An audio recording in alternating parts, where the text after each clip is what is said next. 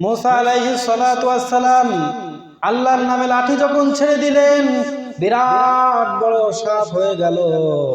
এত বড় সাপ হলো, যত সাপ জাদুকরেরা বানিয়েছিল সব সাপগুলো একটা একটা করে ধরে মুসা আলাইহিস সালামের সাপ সব খেয়ে ফেললো।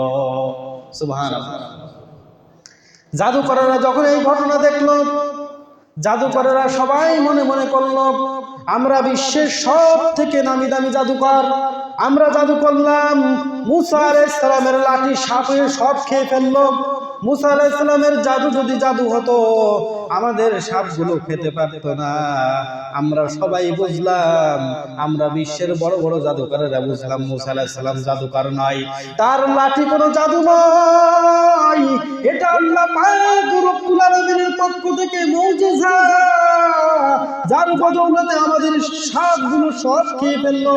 এই কথা বলার সঙ্গে সঙ্গে বিশ্বের নামি দামি যত বড় বড় জাদুকররা এসেছিল সব বনি ইসরাইল বিরাট বড় ময়দানে ফাউলকিয়াস সাহারাতু সাজিদিন।